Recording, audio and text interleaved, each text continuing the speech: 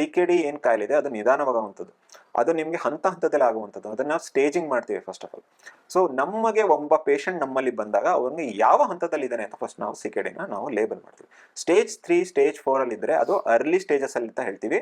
ಅವರಿಗೆ ಟ್ರೀಟ್ಮೆಂಟ್ ಏನ್ ಕೊಡ್ತೀವಿ ನಾವು, ಅದರಿಂದ ಪ್ರೋಗ್ರೆಷನ್ ಸ್ಲೋ ಮಾಡ್ತೀವಿ. ನಾನು ಅವಾಗ ಹೇಳಿದ್ದೆ ಇದು ಸರಿ ಆಗಲ್ಲ ಅಂತ, ಅದರ ಅರ್ಥ ಸರಿಯಾಗಲ್ಲ ಅಂದ್ರೆ ನಿಮ್ಗೆ ಕೂಡಲೇ ಡಯಾಲಿಸಿಸ್ ಹೋಗ್ತೀರ ಅಂತ ಅಲ್ಲ.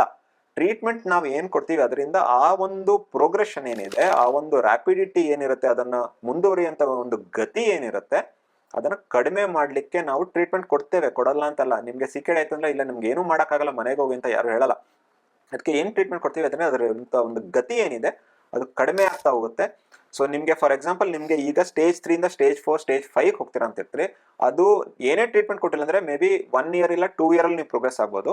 ಬಟ್ ವಿತ್ ಟ್ರೀಟ್ಮೆಂಟ್ ಅದನ್ನ ನಾವು 4 ವರ್ಷ 5 ವರ್ಷ ಈವನ್ 10 ವರ್ಷ ತನಕ ತಳ್ಬಹುದು.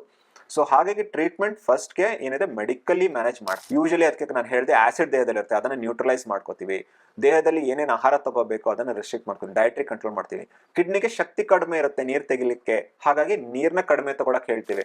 ಅನ್ಕೋತೀವಿ ನೋಷನ್ ತುಂಬಾ ನೀರ್ ಕುಡಿಬೇಕೇನೋ ಕಿಡ್ನಿ ಕಲೆ ಆದ್ರೆ ಸರಿಯಾಗ್ಬಿಡುತ್ತೆ ಅಂತ, ಆತರ ಇರಲ್ಲ. ಕಿಡ್ನಿ ವೈಫಲ್ಯತೆ ಆಗ್ತಾ ಇದೆ, ವೀಕ್ ಆಗ್ತಾ ಇದೆ, ಕಿಡ್ನಿ ಡ್ಯಾಮೇಜ್ ಇದೆ ಅಂದ್ರೆ ನಾವು ನೀರ್ ಕಡಿಮೆ ತಗೊಳಕ್ ಹೇಳ್ತೀವಿ. ಯಾಕಂದ್ರೆ ಕಿಡ್ನಿಗೆ ಅಷ್ಟೇ ಹ್ಯಾಂಡಲ್ ಮಾಡೋಕ್ಕಾಗೋದು. ಸೊ ನೀರ್ನ ಕಡಿಮೆ ಮಾಡ್ತೀವಿ. ಲವಣಾಂಶಗಳನ್ನ ಅದ ಹ್ಯಾಂಡಲ್ ಮಾಡೋಕ್ಕಾಗಲ್ಲ, ಲವಣಾಂಶಗಳನ್ನ ತಗೊಳ್ಳೋದೇನಿದೆ ಅದನ್ನ ನಾವು ಕಡಿಮೆ ತಗೊಳಕ್ ಹೇಳ್ತೀವಿ. ಈಗ ಒಂದು ಡಯಟ್ರಿ ಅಡ್ವೈಸ್ ಮಾಡ್ತೇವೆ.